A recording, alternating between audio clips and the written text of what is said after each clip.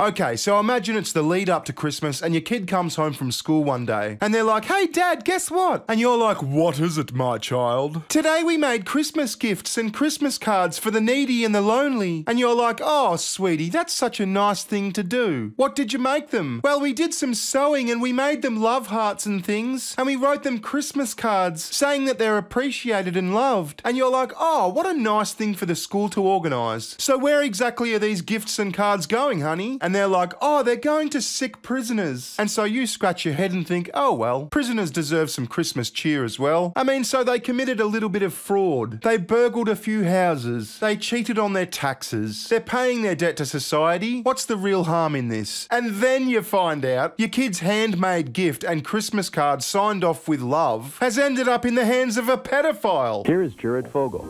You may have seen him on the news or a talk show. Now maybe it's just my style of parenting, but I would not be very happy about that. In fact, I would be very, very pissed off about that. And this actually happened a few weeks ago in Melbourne. Let's have a look.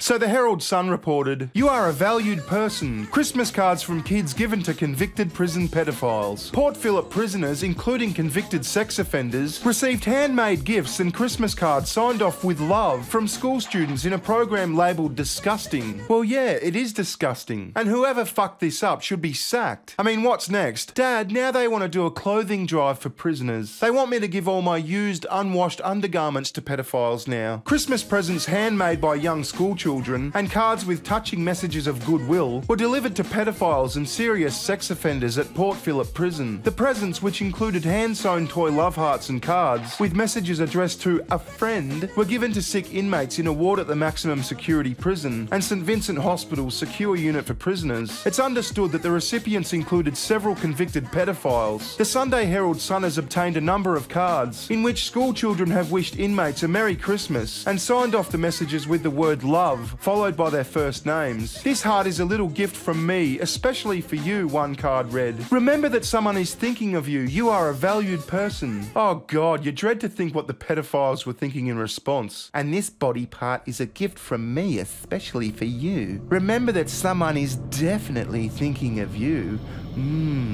Fucking gross. How did this happen? The last thing you want associated with anything to do with your kid is a pedophile. A dirty, dirty nonce. Now, I'm not saying that Jeffrey Marsh is a nonce, but I mean, you know, the videos. I want to talk to the kids. Hey kids! Hi kids! Your parents screwed up. I don't have a uterus. Biological sex is fake. I did a brand deal for tampons. No, I'm definitely not saying that Jeffrey Marsh is a nonce. It would be wrong of me to say that Jeffrey Marsh is a nonce. I want to know how this was found out. Did someone realise, oh fuck, we just gave all the kid shit to pedophiles? Or was there some like honest pedophile who said, thanks, but I'm not sure we should be getting these? The scheme has bosses at the prison pointing fingers over who oversaw the approval of the card writing scheme, which raised concern among prison insiders. They were delivered to convicted pedophiles, which I think is absolutely disgusting, one source said. I don't think anybody really thought this through. The students were not identified or made aware of who received their cards, which were distributed at random throughout the units to at least 20 inmates. Oh, well, that's a comfort, isn't it? The kids weren't fully doxed, you know? It didn't include their last names and addresses. It's not like they were given their social security numbers. They were just giving out heartfelt messages and handmade presents, you know, to random pedophiles. It's not like the kids know which pedophile they were given to. It's all good, guys.